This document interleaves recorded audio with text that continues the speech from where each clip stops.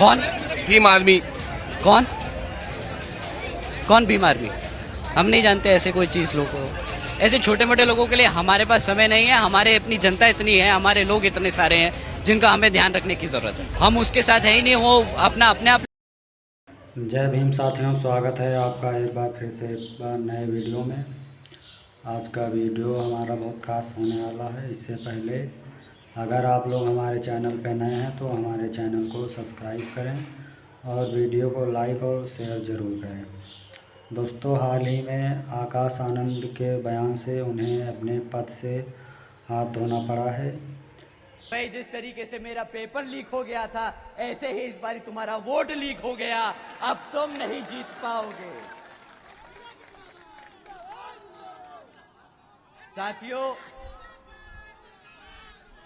साथियों, आज देश की इतनी बुरी हालत हो चुकी है कि आज 30% पढ़ा लिखा युवा भी बेरोजगार घूम रहा है। आज 3 में से 1 युवा बेरोजगार है। और ये नहीं कि ये बेरोजगार ये इनके पास नौकरियां नहीं है कि आपको दे पाए। आप जानते हैं, सेंट्रल गवर्नमेंट में अभी 30 लाख से ज्यादा पद खाली पड़े हैं, जो ये चाहे तो कल भर के आप सबको रोजगार दे सकते हैं। परंतु साथियों, इन लोगों की नीयत नहीं है। ये लोग चाहते नहीं है कि आपको रोजगार मिल जाए, क्योंकि अगर आपको रोजगार मिल गया तो आप अपने संवैधानिक हक के आधार पर आरक्षण के लिए भी मांग कर सकते हैं। साथियों, 2016 से नौकरी नहीं दी है मेरे भाई। 2014 से किसी को भी नौकरी नहीं मिली है। ये लोग 2 करोड़ सालाना नौकरी का वादा करे थे तुम सबसे। कितने लोगों को रोजगार मिला है? कितने लोगों को रोजगार मिला है? नहीं मिला।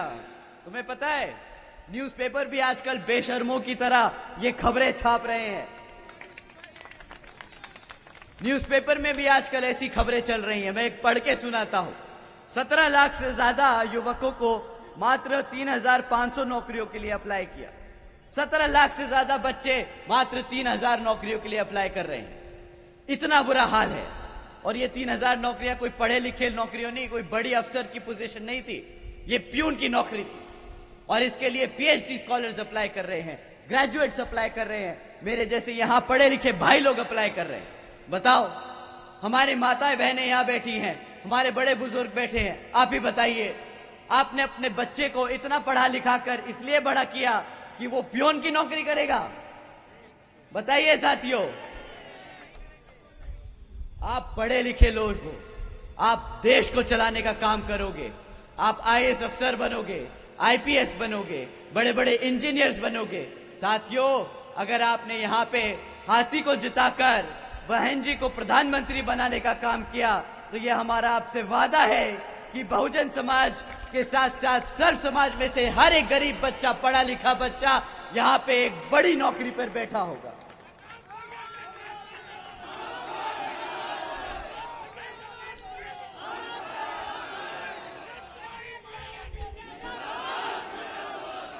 परंतु साथियों, अगर आदरणीय प्रधानमंत्री जी की बात माने तो वो रोजगार नहीं दे पाए, सरकारी नौकरी नहीं दे पाए, प्राइवेट सेक्टर में रोजगार नहीं दिला पाए, तो वो पलट के क्या बोलते हैं हमारे युवा साथियों से कि भाई पकोड़े तलने को भी तो रोजगार कहते हैं। मुझे माफ करना, बोलते वक्त भी शर्म आ रही है। पकोड़े तलने को भी अगर रोजगार कहते हैं, तो अगर ये गलती से सत्ता में दोबारा आ गए तो कटोरा थमा के बोलेंगे भीख मांगने को भी रोजगार कहते हैं। तो अगर आपको भिखारी नहीं बनना, अगर आपको पढ़ा लिखा एक इंजीनियर, एक इज्जतदार नौकरी करनी है, तो साथियों, समय आ गया है। ये जो कमल का फूल खिला है, आप सब जानते हैं कमल का फूल कहां खिलता है? साथियों, ये इसलिए तरक्की कर रहा है क्योंकि इसने भारत को कीचड़ बना रखा है। समय आ गया है, इस कमल के फूल को उखाड़कर, जलाकर फेंक दीजिए और अपने भारत को दोबारा से एक तरक्की की और प्रगति की ओर ले चलिए। साथियों,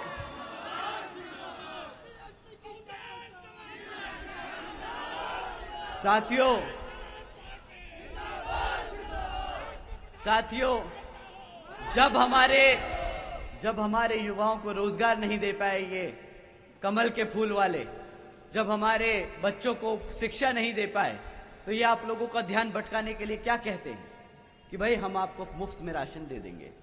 अब बताइए, इतनी पढ़ाई लिखाई कर कर, इतनी मेहनत कर कर भिखारी बनाने के लिए ये सत्ता में बैठे थे हमें।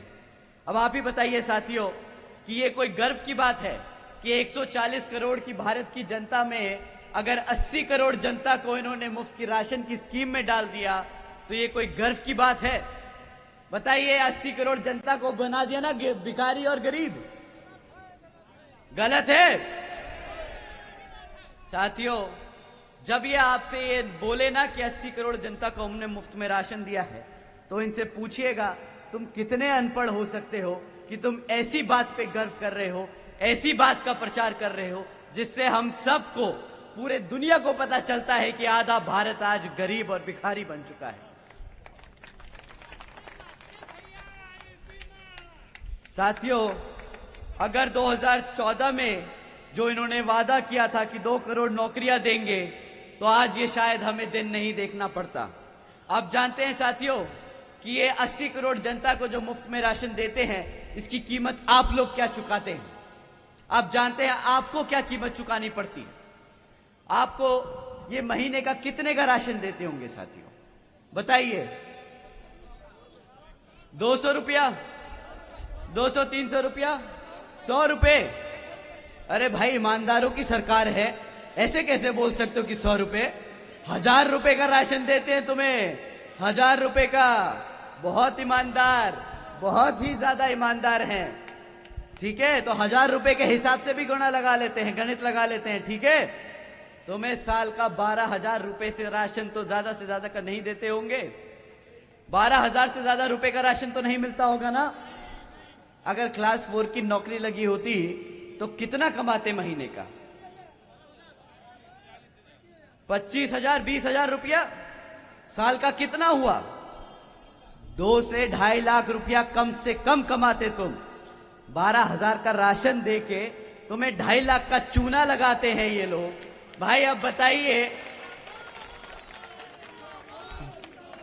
ये लोग कहते हैं इसको गुजरात मॉडल।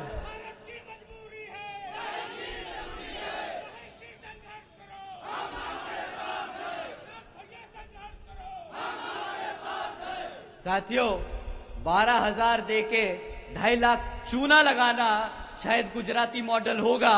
हमें ये गुजराती मॉडल नहीं रचता, हमारी यूपी की जनता को नहीं चाहिए ये गुजराती मॉडल। मेरे भाई, किसको चाहिए ऐसा ये मॉडल? बताइए यहाँ पे। नहीं चाहिए?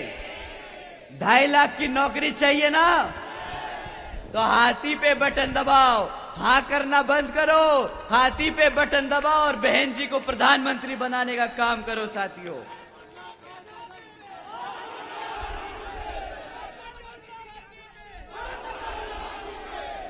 साथियों, 2014 में इन्होंने महंगाई को लेकर भी बहुत बड़ा मुद्दा बनाया था। बोल रहे थे कि भाई पेट्रोल महंगा है, गैस का सिलेंडर बहुत महंगा है। आज 2024 में आप लोग कितने का पेट्रोल भराते हो? 100 रुपए। कितने का गैस सिलेंडर खरीदते हो? 1200 रुपए। 2014 में क्या दाम था गैस और पेट्रोल का? 400 रुपया। अब आप मुझे बताइए कि जब पेट्रोल 60 रुपए से 100 रुपया हो गया, गैस सिलेंडर 400 रुपये से 1200 रुपये हो गया, अब इनके मुंह से भाषण में महंगाई के लिए क्यों एक शब्द नहीं निकलता है? घोटाला है। अरे ईमानदारों की सरकार है, घोटाला मत बोलो मेरे भाई, घोटाला मत बोलो। ये लोग पहले आपको बताते हैं कि भाई हम आपकी महंगाई कम कर देंगे, फिर आपका वोट भी चुरा लेते हैं, आपसे नौकरियां भी छीन लेते हैं, आपको बदले में मुफ्त राशन देते हैं। अब ऐसी सरकार को क्या बोलेंगे बताओ?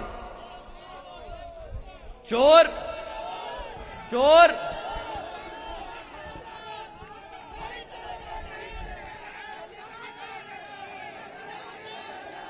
साथियों, ये एक नंबर के धोखेबाज है, धोखेबाज।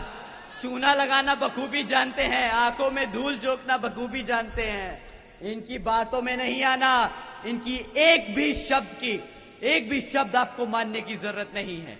अगर ये आपसे बोले कि भाई 5 साल और दे दो, इन्होंने क्या बोला था कि मुझे सिर्फ 60 महीने चाहिए।